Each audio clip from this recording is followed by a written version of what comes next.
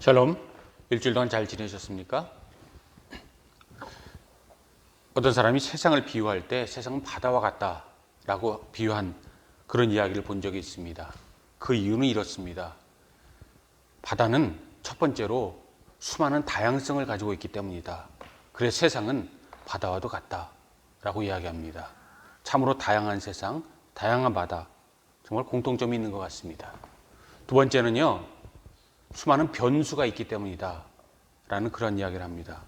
우리가 아무리 계획할지라도 계획과 어긋나는 그런 일들이 있습니다.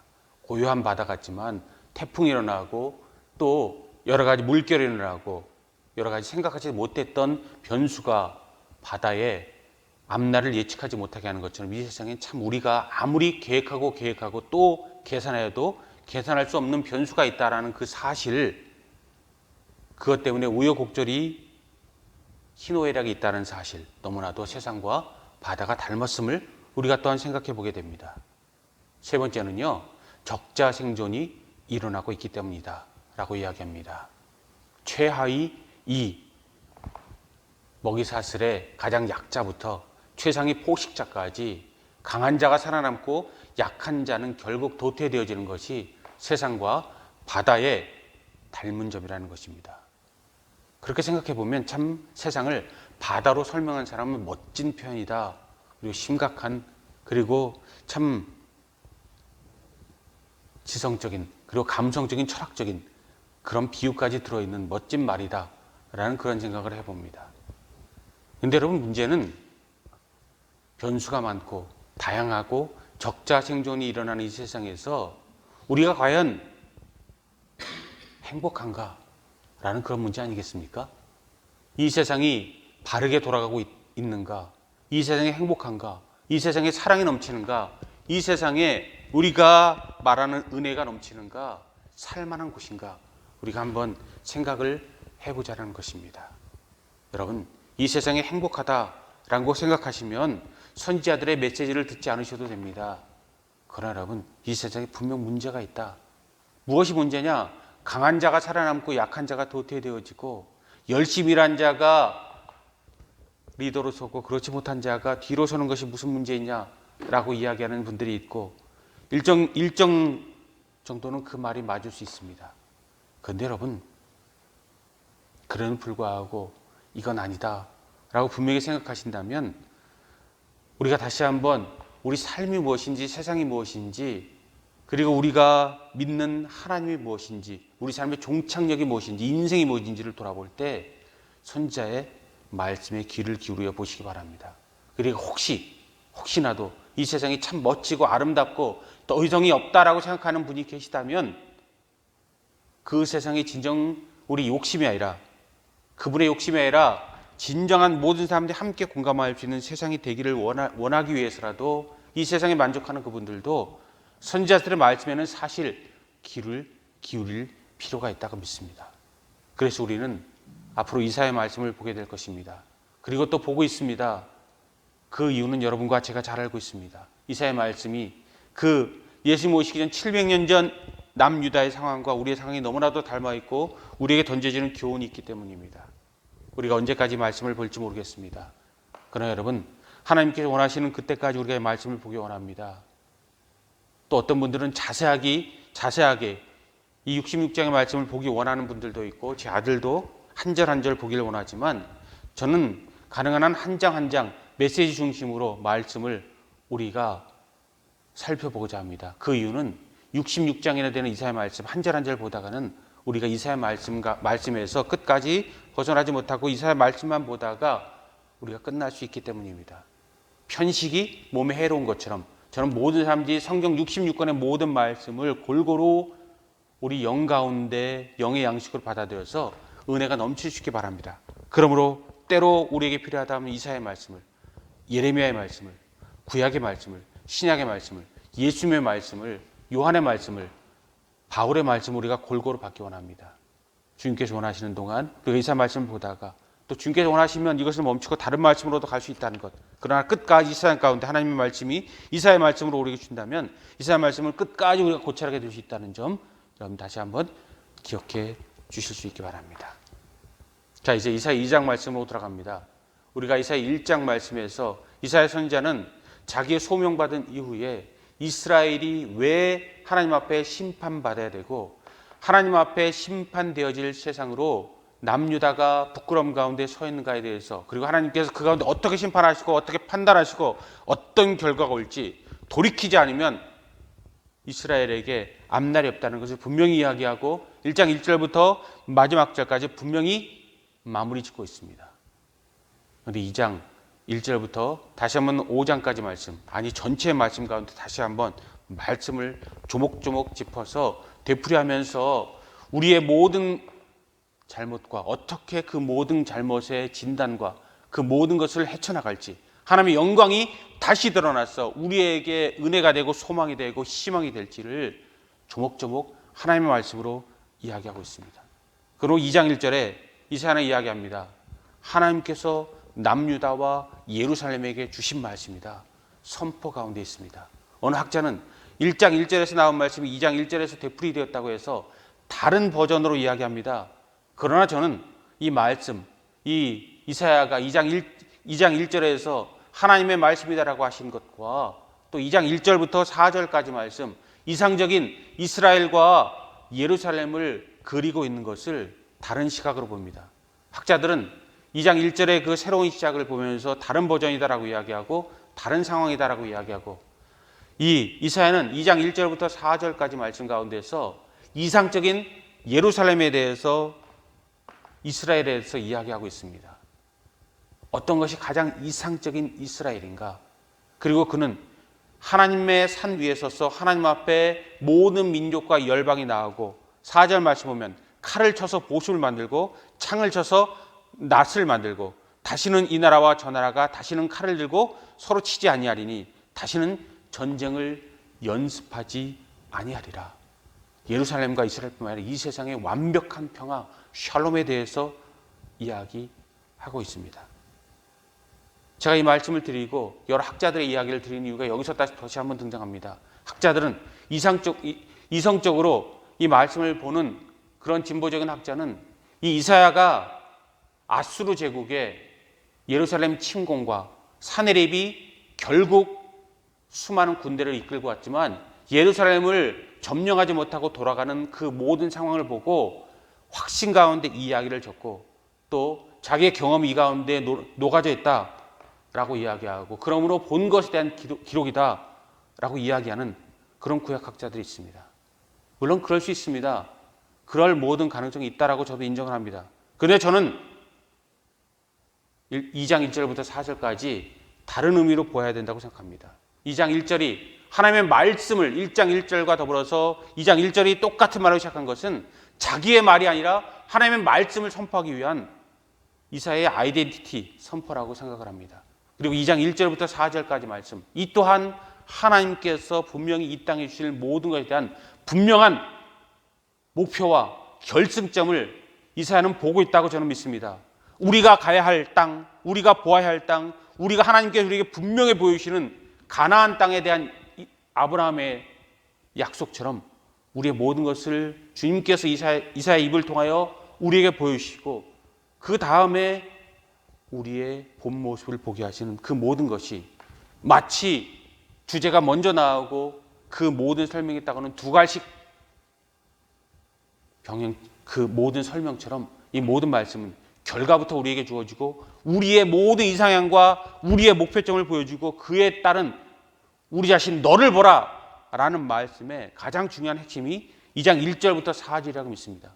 그러므로 역사적인 사건보다는 하나님의 메시지의 분명한 선명성이 2장 1절부터 4절까지 있다는 것을 믿고 또 보고 우린 그것을 생각해야 한다고 저는 생각합니다.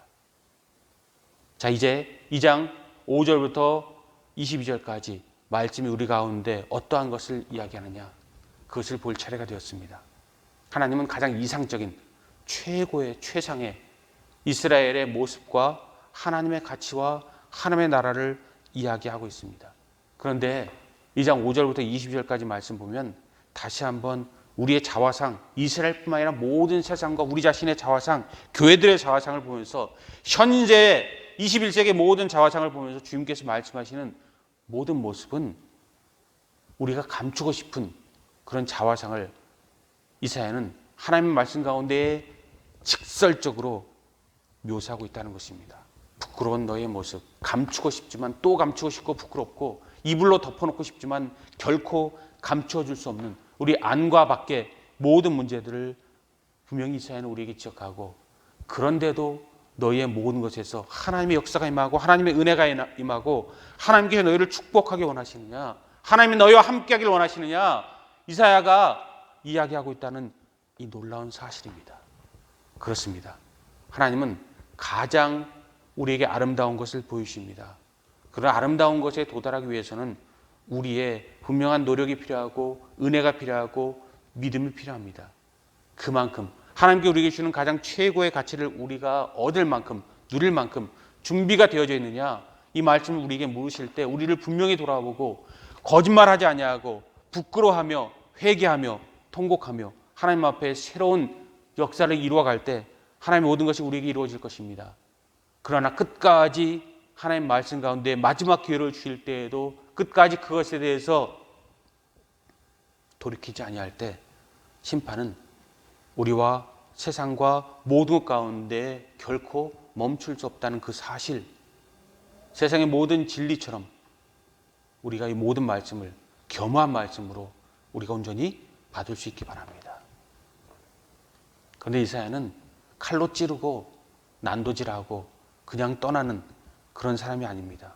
우리 하나님이 모든 것에 회초리를 드실 때 마지막 소망을 남겨두시는 것처럼, 그루터기 신앙처럼 마지막 뿌리는 남겨주는 것처럼, 이 이사야서의 모든 소망은, 은혜는 하나님께서 분명히 칼로 치시고 우리에게 불같이 화를 내시지만 그 가운데 늘 답을 주고 계시다는 것입니다.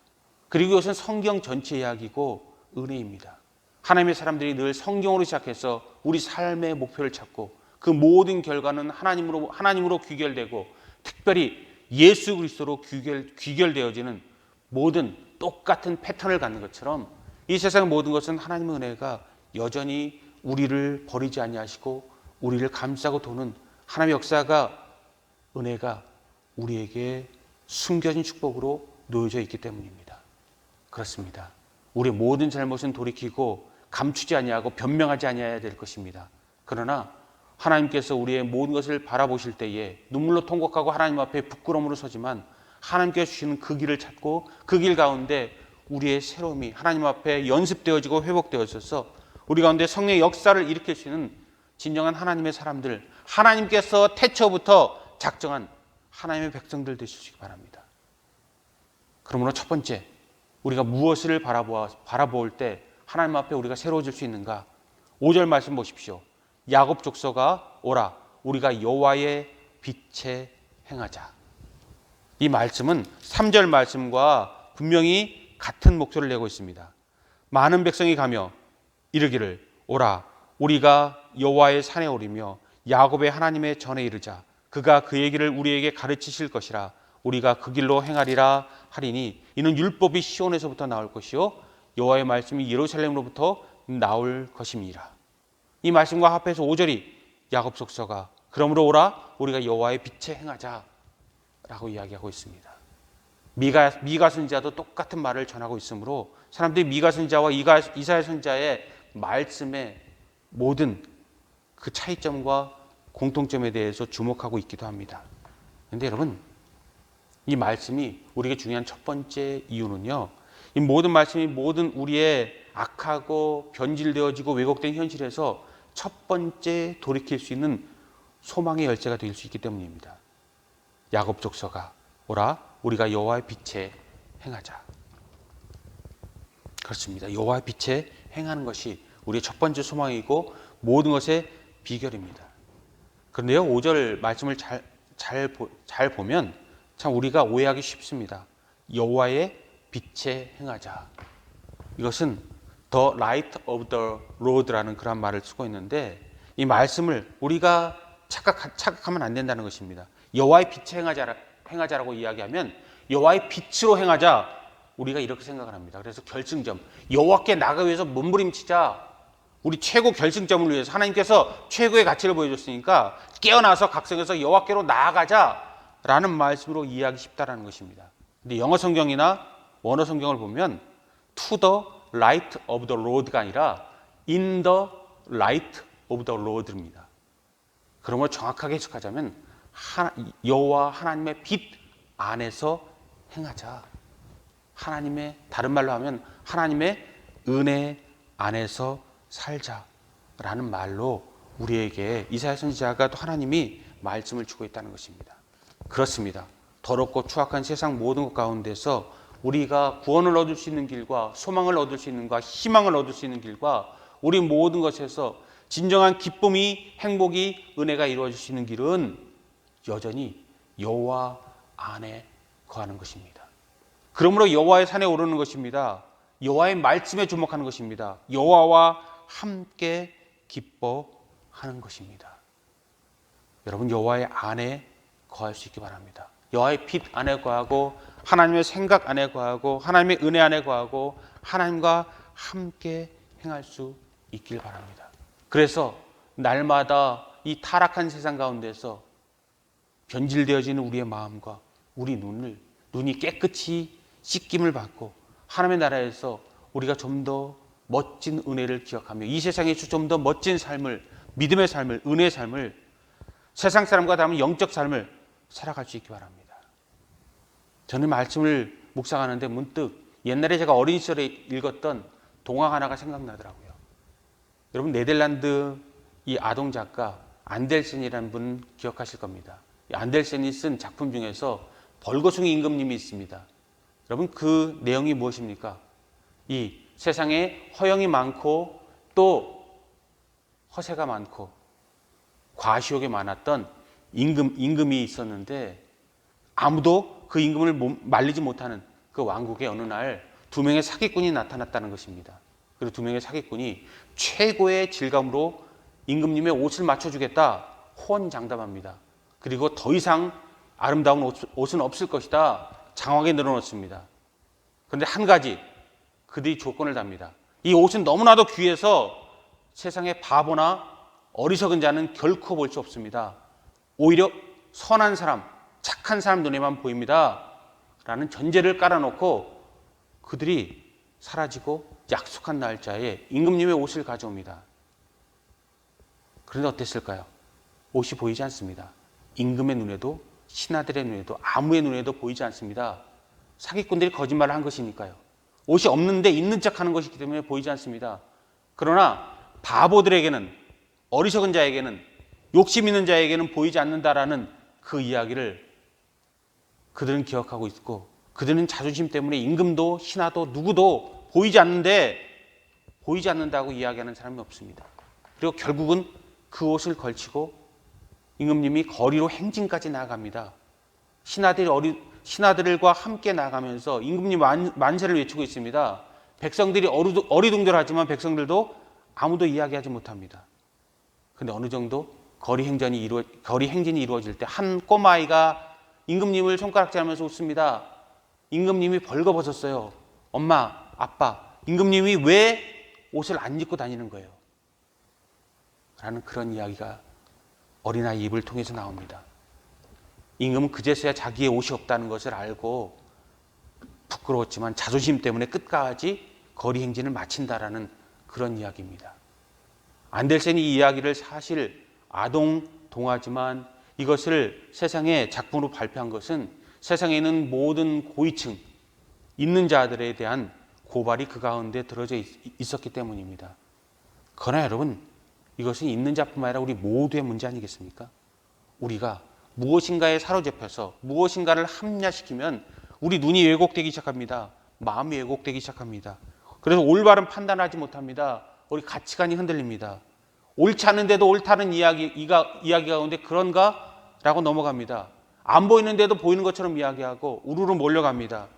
그리고 최고의 가치를 위해서 일어나서도 얼마 지나지 않아 그 길 가운데 어려움이 임하면 돌이키는 그런 사람들도 분명히 있습니다. 종교개혁이 이 땅에 이루어졌습니다. 그러나 종교개혁이 끝까지 이루어져도 끝까지 함께 간 사람이 있는가 하면 돌이키는 사람도 있습니다. 청교도 운동도 마찬가지입니다. 세상의 어떤 운동도 마찬가지입니다. 지금 우리가 꿈꾸고 있는 그러한 나라, 잘못된 것에 대한 모든 판단, 잘못된 교리, 잘못된 하나님 말씀, 왜곡된 세상에 대해서 우리가 몸부림치는 하나님의 사람들로 우리는 살아갑니다. 근데 분명한 것은 끝까지 모든 사람이 같이 가지 않을 것이라는 것입니다. 분명히 돌이키는 사람들이 있고, 지금 벌써 돌이키는 사람들이 있고, 앞으로도 돌이킬 사람이 있습니다. 그래서 중요한 것이 여호와의 빛 안에, 하나님 안에 거하는 것입니다.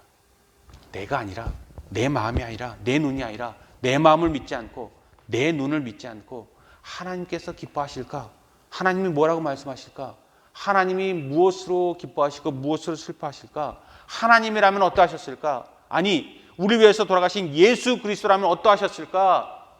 라는 그 마음으로 끝까지 말씀을 보고, 그 가운데 있는 예수 그리스도를 보고, 하나님을 보고, 내 자신을 보는 가운데 소가 되새김질을 하는 것처럼 우리의 영과 혼과 몸을 되새김질해서 하나님 앞에서 몸부림치고 하나님과 함께 기뻐하고 하나님과 함께 즐거워하고, 우리 모든 아이덴티티를 이사야가 2장 1절부터 4절 가운데 선명하게 보이는 것처럼 우리 모습을 선명하게 드러내지 않는다면, 우리 더러워진 거울을 닦지 않는다면 우리가 보던 무지개가 추악한 악몽으로 바뀔 수 있는, 하나님의 언약의 무지개가 세상에 더럽혀진 상징으로 동성애자들의, 그리고 세상의 모든 자기 욕심에 깃든 자들의 상징물로 쓰일 수 있는 그런 세상을 긍정하는 시대로 우리가 나아갈 수 있다는 것입니다. 여러분, 약한 자는 보호받아야 됩니다. 그리고 세상 모든 사람들은 존중받을 가치가 있습니다. 그러나 여러분, 더 큰 가치는 무엇이 하나님의 뜻인가?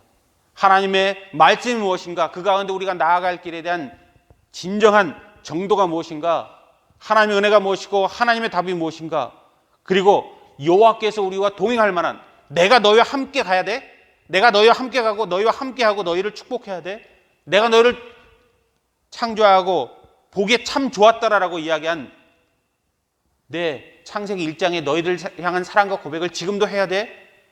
라는 그런 하나님의 회의가 일어나는 그런 모습을 우리가 하나님 앞에 돌이키지 않게 할 수 있는, 하나님께 우리가 주시고 싶은 것은 사랑인데 하나님의 회초리를 우리가 불러드릴 수 있는 그런 사람 되지 않느냐는 그런 모습 될 수 있길 바랍니다. 여러분, 살아가면서, 그러므로 여호와 안에 살아가면서 바다 같은 세상에서 여러 가지 변수가 많고 다양하고 적자생잔의 모든 세상을 살아가는 데서 여러분, 아프지만 힘들지만 어렵지만 이 모든 것, 사탄이 우리를 그냥 두지 않지만 더욱더 세상에서 알곡같이 살아가는 인생 될 수 있기 바랍니다. 마태복음 13장 24절부터 30절까지 말씀 보면 알곡과 가라지의 비유가 나옵니다. 추수 때에 이 알곡을 거두기 원하는 모든 농부의 마음이 있는데, 알곡을 농부가 심었는데 가라지가 함께 자랍니다. 그래서 묻습니다. 주인님, 알곡을 심었는데 가라지가 함께 자랐네요. 저 가라지를 뽑아버릴까요?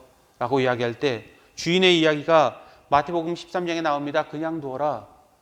너희들이 가라지를 뽑다가 알곡까지 함께 뽑을까 봐 내가 걱정스럽다.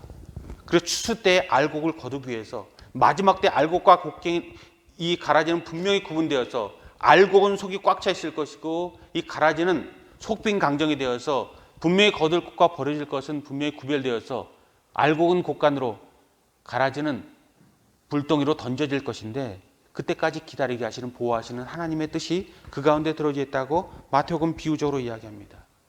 그런데 여러분, 우리가 자꾸 잊어버리는 한 가지 더 알곡과 가라지의 비유의 진리가 있습니다.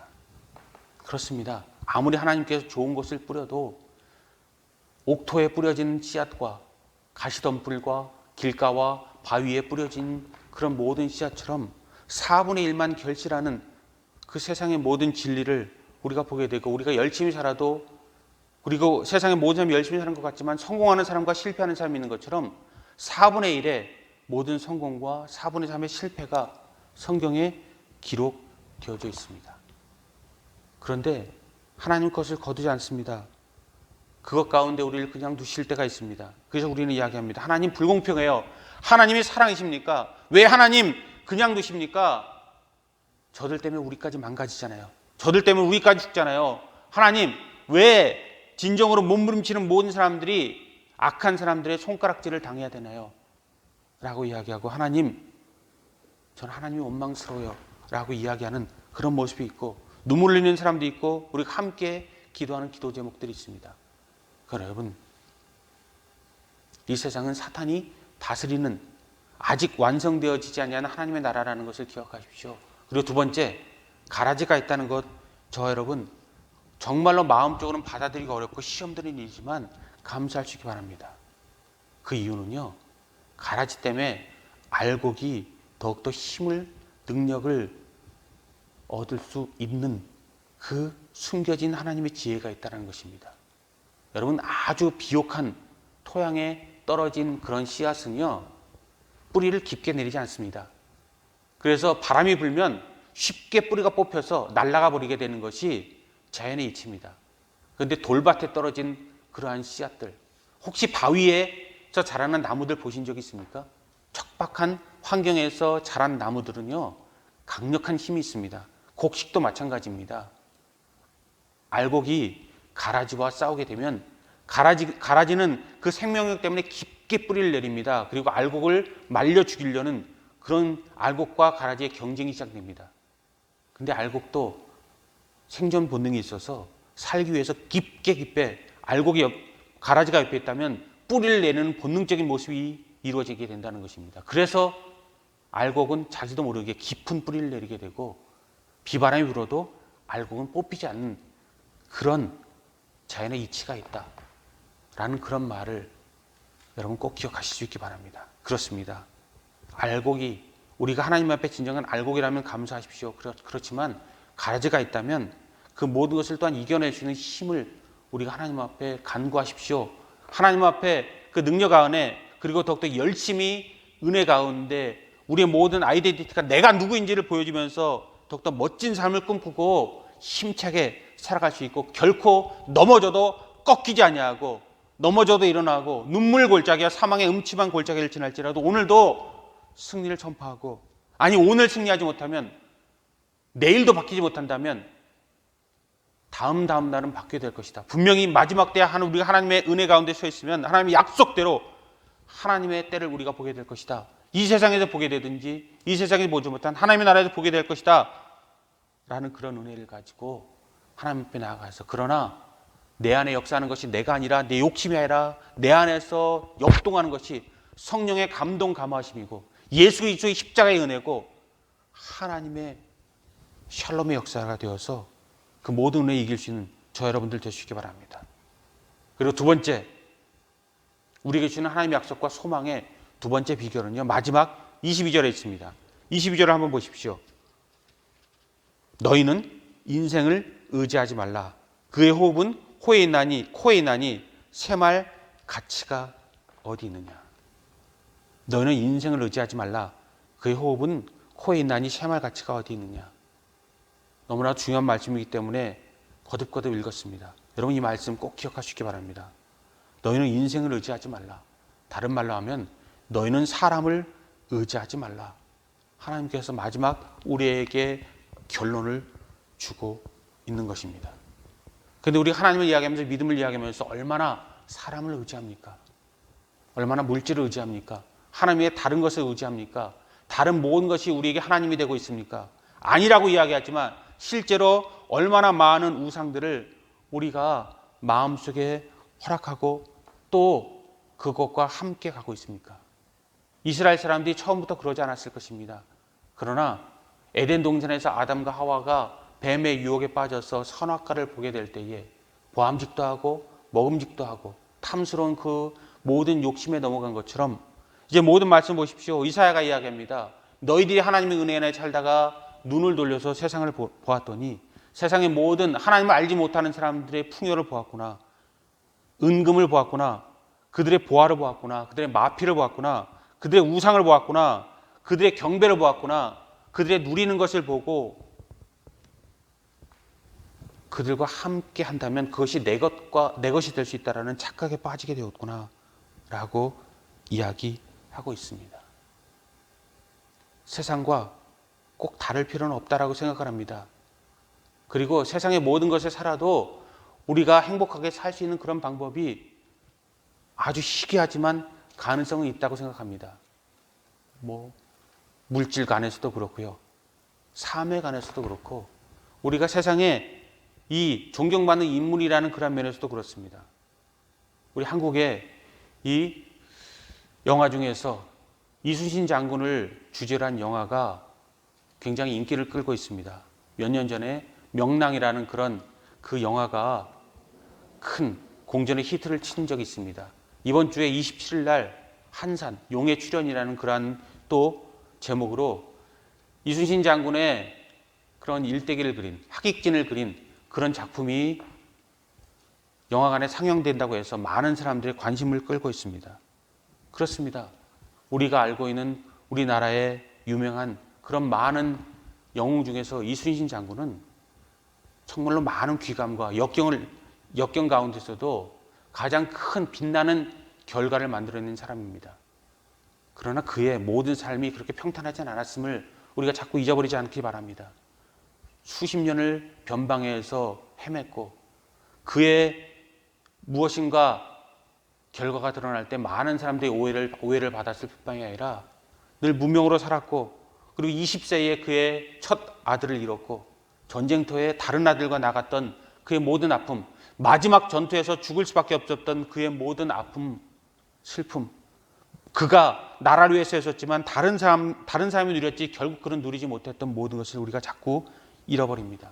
그런데도 그로 인하여 대한민국이 살고 한국이 살고 우리 민족이 살았던 모든 역사 그리고 한 번도 싸워서 지지 않았던 그의 모든 모습을 보면서 우리 민족의 그러한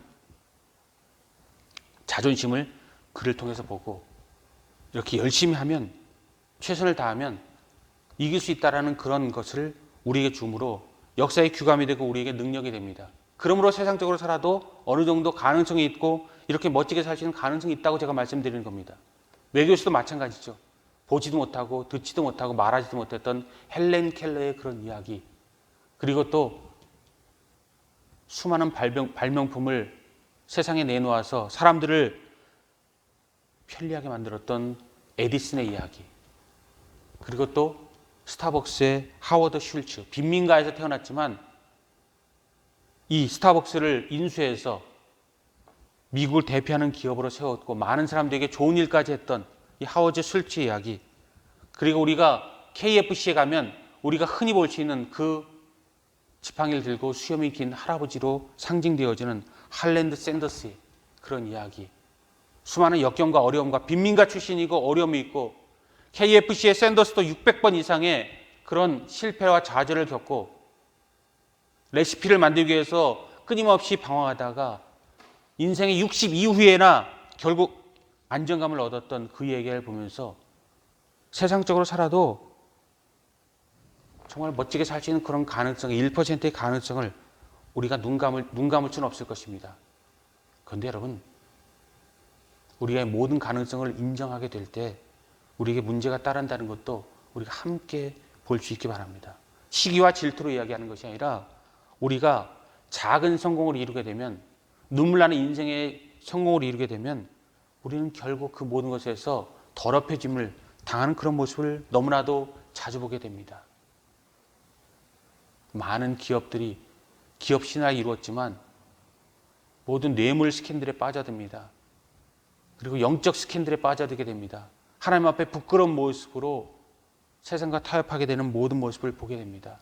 그것처럼 우상으로 더럽혀지는 그 모습을 보면서 세상에 완벽한 것은 없다라는 것을 다시 한번 보게 됩니다. 그것처럼 우리가 인생을 의지하게 될 때 하나님과 별개의 우리 인생과 성공을 바라보게 된다면 우리 모든 모습은 이런 모습으로 결국 떨어질 수밖에 없고 인간은 완벽하지 않고 하나님이 아니기 때문에 이 모든 것은 우리에게 정해진 결과이므로 인생을 의지하지 말라라고 하신 하나님의 말씀에 귀 기울여야 된다는 것입니다. 첫 번째가 뭐라고요? 여호와의 빛 안에 거하라. 즉 하나님과 함께하라는 말씀과 더불어서 사람을 의지하지 말라라는 말씀은 그러므로 우리에게 아주 생생한 그런 교훈입니다.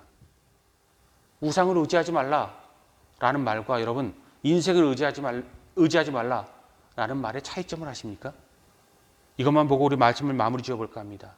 우상을 의지하지 말라라는 말과 사람을 의지하지 말라, 그 차이점이 무엇일까요? 사람은 사람이고 우상은 사탄이기 때문에, 사람은 육적인 것이고 그리고 또 우상은 영적이고 또 사탄적인 것이기 때문에 그렇지 않습니다. 성경이 우리에게 이야기하는 모든 것과 하나님이 우상을 꼭 집어서 이야기하지 않냐고, 우상을 가장 싫어하지만 오늘 말씀에서 인생을, 사람을 의지하지 말라라고 하신 말씀, 여러분 마음속에 꼭 이 말씀 한 가지는 기억하시고 우리 일주일 동안 하나님과 함께 살 수 있기 바랍니다. 하나님께 사람을 의지하지 말라라고 하는 그 이유는요, 사람이 출발점이기 때문입니다. 우상이 출발점이 아니라 사람으로부터 출발해서 사람의 손으로 만든 것이, 그리고 사람의 손가락으로 만든 것이 8절 말씀에 반복해서 사람의 손으로, 자기 손으로, 자기 손가락으로 반어법으로 만들어서 말해서 이야기하는 것이, 사람이 출발이 되어서 그 마음에서 만들어내는 결과물이 우상이기 때문에 하나님은 우상을 섬기지 말라, 우상을 의지하지 말라라고 이야기하지 않냐고, 사람을 의지하지 말라라고 이야기합니다. 그리고 그의 호흡이 어디 있느냐, 즉 그의 생명이 어디 있느냐, 코에 있나니 새말 가치가 있느냐, 하나님과 사람이 같으냐라고 이야기하고 계십니다. 그렇습니다. 결론을 말씀드리겠습니다. 우리가 사람을 의지하게 될 때 욕심으로 나갈 것이고 우상으로 마무리 짓게 될 것입니다. 그러나 우리가 하나님을 의지하게 될 때, 하나님과 함께하고 하나님을 소망하게 될 때, 우리 모든 아무리 욕심이 우리에게 우상으로 우리를 끌어들일지라도 우리는 기도원처럼 우상을 깨고 하나님 앞에 나아가서 하나님의 사람을 우리 가운데 이루고 우리 가운데 성령을, 그리스도의 십자가를 이룰 것입니다. 그때서야 하나님께서 우리와 함께 하시는 은혜가 우리 가운데 모든 것이 합력하여 선을 이루게 될 줄 믿습니다. 참 많은 것이 우리는 필요합니다. 많은 은혜가 필요합니다. 많은 기도제의 응답이 필요합니다. 많은 아픔이 있습니다. 어찌할 수 없는 모든 것을 만날 때마다 좌절하고 낙마하고 슬퍼하고, 좀 더 내게 힘이 있었다면, 능력이 있었다면, 물질이 있었다면, 은혜가 있었다면, 세상을 바라보는 모든 인생을 우리는 돌아볼 때 아쉬움이 남습니다. 그래서 어느 사람은 인생은 옛날에 있던 모든 것을 반추해보는 것, 회상해보는 것이 인생이 아닌가라는 그런 시를 남긴 그런 시를 본 적이 있습니다. 그렇습니다. 우리는 자꾸 인생을 반추해서 돌아오게 될 것입니다. 후회하게 될 것입니다. 또 아쉬워하게 될 것입니다. 아파하게 될 것입니다. 그러나 내가 주시는 것이 아니라 하나님이 줄 수 있는 모든 것으로 나를 채우고 내 가족을 채우고 내 이웃을 채우고 은혜를 채우고 세상 가운데 하나님의 빛을 뿌릴 수 있는 빛의 자녀가 되시기 바랍니다. 하나님이 서셔야 합니다. 그래야 이 세상에 은혜가 있고 우리 모든 것에 진정한 답이 있고, 그래서 잠시 기쁘다가 말 것이 아니라 영원히 기쁠 수 있는 지속적인 은혜가 있을 것입니다. 우리 의지력으로 이룰 수 있는 것은 끝까지 가지 못합니다. 하나님과 함께 할 때만이 영원히 갈 수 있다는 것을 기억하고 그 은혜를 이룰 수 있는 저와 여러분, 사람을 의지하지 아니하고 하나님을 의지하고 하나님과 함께해서 결국 하나님이 하셨어요라는 것이 최고의 기쁨이 될 수 있기를 오늘도 주님의 이름으로 축복합니다.